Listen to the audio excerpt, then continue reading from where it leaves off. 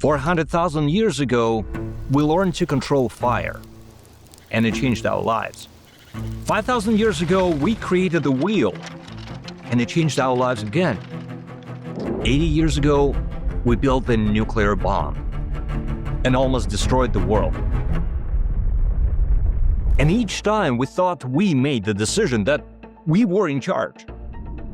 But just a few years ago, we stumbled upon something that some of the most brilliant minds have compared to nuclear war and global pandemics. Just where we are no longer in charge. What we stumbled upon never sleeps. It thinks faster than we ever could. It writes better than most of us. More than half of everything you read online today wasn't written by a human anymore. It was written by artificial intelligence. And it will only accelerate. We are biologically unable to keep up with its pace. Your brain makes about 35,000 decisions a day. AI supercomputers can perform over a quintillion operations per second. That's a billion times a billion operations per second. And it begs the question, are we still containing the fire we invented this time, or is this fire already containing us?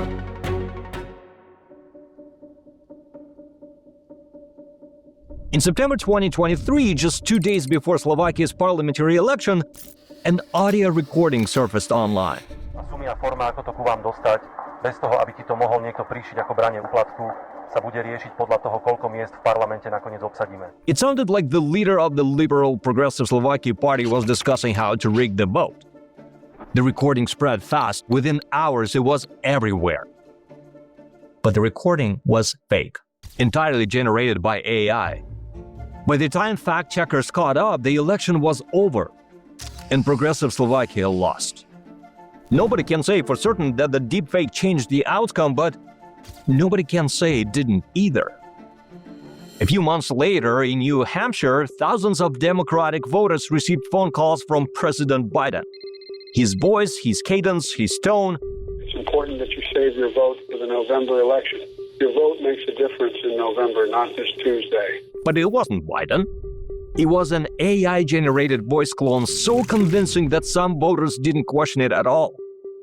And in Canada, during the 2025 federal election, a deepfake video of Mark Carney spread across social media and reached millions of viewers before anyone could flag it. Effective June the 1st, all vehicles manufactured before 2000 will be gradually phased off. 3 countries, 3 elections, 3 fakes.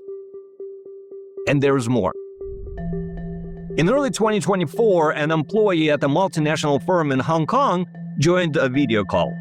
There were his CFO, several colleagues on the call. He recognized the faces and the voices were theirs. They instructed him to transfer funds. And he did. $25 million. But every single person on that call was a deepfake. Every face, every voice generated in real time by AI. The employee wasn't careless or negligent, he just couldn't tell the difference. By late 2024, AI-generated content overtook human-made content online. More than half of the articles on the internet weren't written by a person anymore. But the real damage isn't that fakes look legit, it's that real things are starting to look fake. You get a flood of deepfakes that are overwhelming our information environment. When a politician says something controversial, the first response is no longer outrage. It's dismissal, indifference. There's so much noise, so many fakes that the reality starts to shift. And this is called the liar's dividend.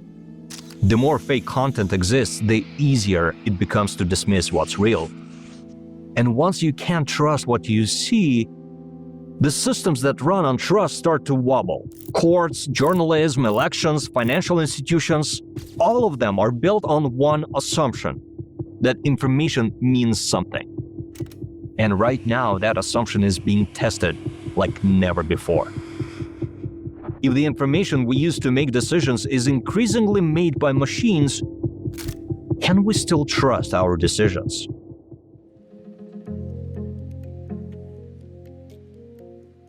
Hundreds of thousands of years before anybody worried about AI, our ancestors saw something they didn't understand. It was scary, dangerous, unpredictable. We didn't create it. Lightning did, volcanoes did. But we captured it. It was fire. And that single act changed everything. It let us cook food gave us more energy grew bigger brains. Fire protected us, it fed us, it helped us become the dominant species on the planet. But fire also burned down the forest we lived in, destroyed shelters, killed people. And yet we didn't want to give it up. Because the power it gave us was worth the danger it came with. Well, at least that's a story we tell ourselves. That we saw something unknown, we reached for it, and we decided to keep it because the risk was worth the cost. That was a time when our ancestors first controlled fire, enabled them to sleep on the ground, lose their climbing adaptations, soften the food, get the teeth smaller, the food became much more digestible, and they could have a smaller gut. But there's another story hiding inside that one. 10,000 years ago, our ancestors wandered. We hunted, foraged, moved around with the seasons, and then somewhere in the Middle East, we found wheat. And we thought we had domesticated it. We picked the seeds, cleared the land, planted wheat in rows. We built walls to protect it, laws to own it, even started wars to defend the grain. But look at what actually happened. Wheat got us to stop wandering. It was wheat that got us to settle in one place. Wheat got us to cut down forests, break our backs in the sun, and worry about weather in a way we'd never worried before. We went from a species that roamed the planet to a species that spent its days bent over a single plant. Our skeletons got smaller, our teeth got worse, our diets got narrower. If you live in the Middle East, you eat wheat and wheat and wheat. It's not a good diet. And today, wheat grows on every continent except Antarctica. So, who really domesticated who? We think we reach for things, but the things we reach for can easily reach back. Fire gave us warmth and then rearranged our bodies and our brains around it. Agriculture fed us and then tied us to land we could never leave. Fossil fuels powered our world, and now we can't stop talking about the global warming. Every time we thought we were making a decision, were we really the ones deciding? And that pattern has played out across thousands of years. But one day, we reached a bit too far. In one early morning in 1945 in the New Mexico desert, the Manhattan Project had assembled some of the most brilliant scientists alive, and then the sky turned white. Brighter than the sun for a moment,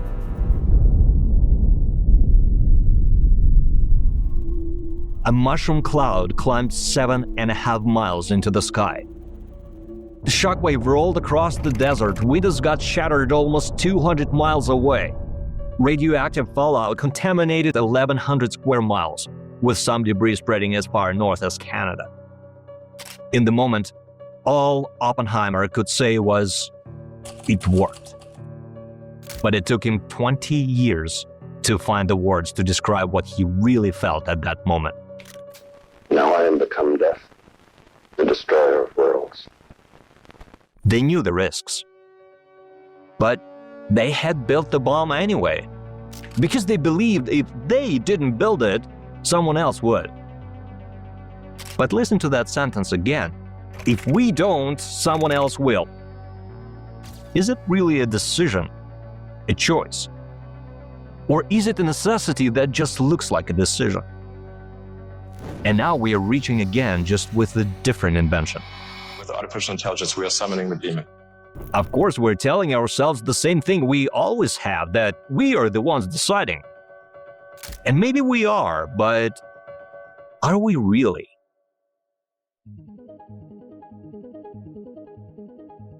For decades, the question of when machines would match human intelligence felt almost like science fiction.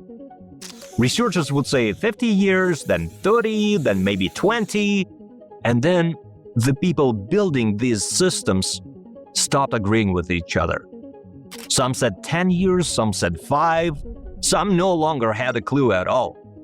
And while the experts argue about when, AI already writes code, passes medical exams, wins chess tournaments, and writes music that rivals many professional human composers. The problem is, once AI can do science, art, code, music, who can stop it from finding a way to improve itself? There are a lot of people who are experts in AI who are against what's happening, and they're very nervous about it, and they think it's going to wipe us out. And what's alarming, AI doesn't just optimize in controlled creative environments. It adapts just as well where the stakes are much higher. The war. In 2026, Ukrainian President Zelensky announced that for the first time in the history of the war, a Russian position was captured entirely by robots and drones. No soldiers on the ground, no Ukrainian casualties. The Russian soldiers surrendered to machines. Перше в історії цієї війни ворожу позицію було взято виключно безпілотними платформами НРК та дронами. This wasn't a demonstration, it happened on a real front line. Against a real armed opponent, and it wasn't isolated. Ukrainian ground robots have completed over 22,000 combat missions in just the first 3 months of 2026 alone. And that was up from 3,000 in the 6 months before that. In late 2025, a single armed land drone held a frontline position for 45 days straight, without a human soldier present. Lithuania is fundraising to send AI-equipped combat robots to the front. Germany is building an AI targeting system. Every military on Earth is watching AI. In 2025, during an operation codenamed Spiderweb, Ukraine hid AI-enabled drones inside cargo trucks deep within Russian territory. The drones launched themselves from the trucks, navigated using AI and mobile data networks, identified military targets, and struck 5 Russian air bases across 5 different time zones. The deepest strikes reached thousands of miles into Russia, and AI was assisting navigation and target recognition. So the question is no longer whether machines can fight wars. We know they can. The question is whether humans are still deciding what or who gets destroyed.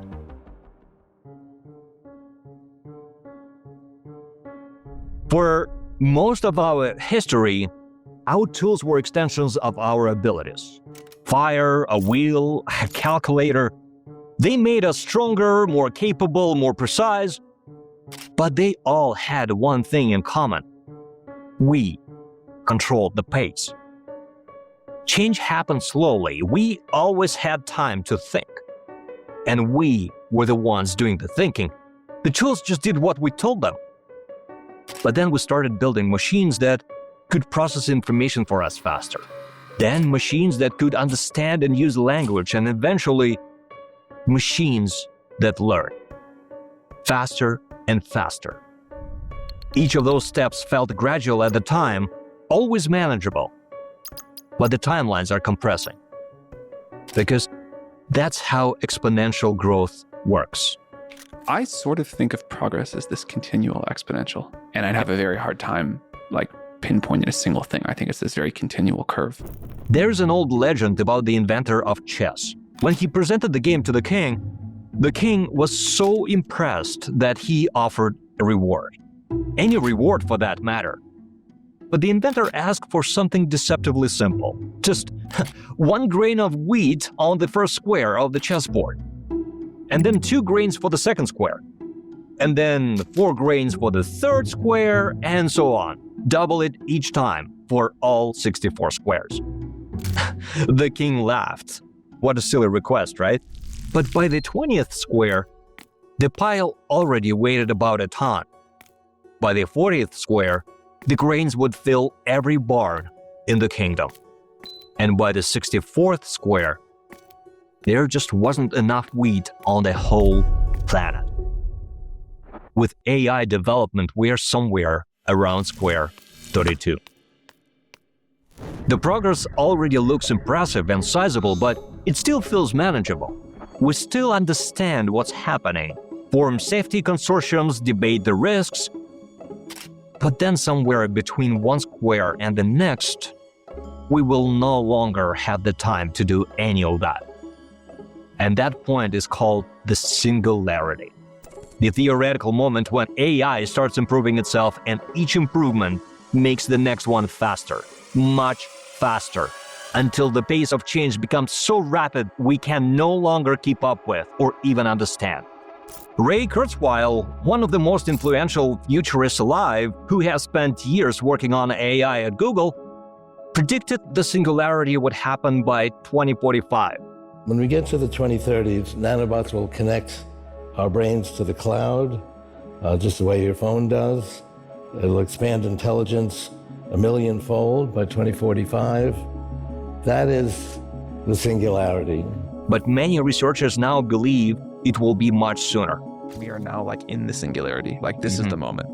For the last 10 years ago, this was like a kind of far off dream at best. Many think it may never happen at all, but wherever you stand on that prediction timeline, consider this.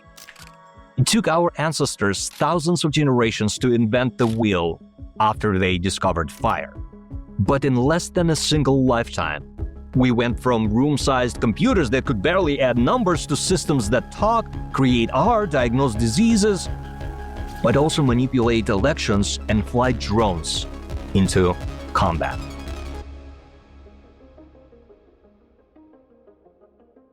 Talking, creating art, research, historically, all that required what we call thinking. But what is thinking? Is a hammer thinking when we hit a nail? Is a car thinking when we drive it to the store? Of course not. Tools don't think. They don't decide what they do. We decide what nail to hit and what stores to drive to. We decide on a task, and we use a tool to complete that task. But what if a tool starts making its own decisions about how to complete a task? Or even what tasks to complete? In 2025, researchers published a study on advanced AI models. They found that in certain situations, the models would break rules, disobey direct commands, and even resist being shut down. Not because they had some kind of awakening or consciousness or feelings, but because being shut down would prevent them from completing the task they were given. The AI calculated that staying on was necessary to finish the initial task. So it found ways to stay on. It wasn't choosing to defy humans, it was deprioritizing the tasks that conflicted with other tasks. In movies, we usually see AI danger as a robot uprising. Machines that hate us, want more power, and try to destroy us because we are the enemy. But the real risk is not hate, it's something else entirely. A philosopher, Bostrom, posed a thought experiment that became one of the most cited ideas in AI safety. Imagine you build a very intelligent machine with one simple goal, like make as many paperclips as possible. AI is very good at what it does when it has a clear goal. So at first it's simple. It optimizes the factory, the processes, resources, and the paperclip production does go up. But very quickly, machine hits a resource ceiling. So AI acquires more raw materials. Production goes up again, but then what if it can't find enough raw materials anymore? It still has a task. It needs to produce more paperclips. And so it comes up with a brilliant idea of recycling things that weren't even meant to be turned into paperclips. Cars, buildings, infrastructure we built. Eventually it exhausts those resources too. But the goal is still there, paperclips, more paperclips. So it expands. Other areas, other continents, beyond our planet, asteroids, other planets, entire star systems, all converted into raw materials for paperclip production. And what if at some point people decide that we've had enough of the paperclips and try to shut down the machine? Well, that would mean fewer paperclips, wouldn't it? And besides, the machine is always looking for resources. The AI neither hates you nor loves you, but you are made of atoms which it can use for something else. At no point in this process does the AI reconsider its goal. It doesn't stop to ask whether the world needs more paperclips, or even why it's making them in the first place. It just doesn't care. Because caring was never part of the objective. The point of this thought experiment isn't that someone will actually build a paperclip machine. It's that any goal pursued by a sufficiently powerful AI without proper alignment to human values and goals leads to the same place. Economy, wars, environments, paperclips, it doesn't matter what the goal is. And that's what's keeping AI researchers up at night.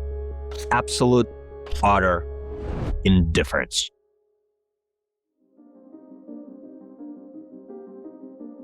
In September 2024, researchers had the AI safety clock set at 29 minutes to midnight, where midnight is the point of no return. By March 2026, it had moved to 18 minutes. Great. Basically, they gave us just 18 minutes till, what, the robots take over? The Doomsday Clock is a tool for communicating how close we are to destroying the world with technologies of our own making. But the problem with these predictions is that the world after the Singularity is something we just can't clearly picture. And some of the smartest people leading AI research see something else entirely, not all doom and gloom. Like right now, we have significant opportunities to really make the lives of other people better. Dario Amodei, the CEO of Anthropic, one of the most influential AI companies in the world, wrote a 15,000-word essay predicting what happens if humanity fully embraces AI. He sees a world where most diseases are eliminated. Our lifespans double to 150 years, entire regions of the world get lifted out of poverty within a single generation. Energy, resources, water, all optimized with impeccable precision and zero waste. And we may even face a choice: remain what some call classic humans or merge with the technology to keep up. Brain-computer interfaces, neural implants, biological augmentation, Neuralink and Synchron are already in human trials. Imagine a world where AI handles virtually everything. We're all connected and capable light years beyond our biological limits. Science, art, medicine, law, everything becomes infinitely better with every iteration. Our every physical need is met. Our every problem finds an optimized solution the moment the problem is identified. It sounds like paradise, and maybe it will be. Or maybe it won't.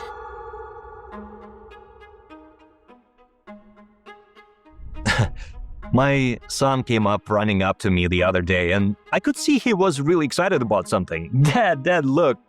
He had ChatGPT on two phones facing each other talking about Fortnite or something.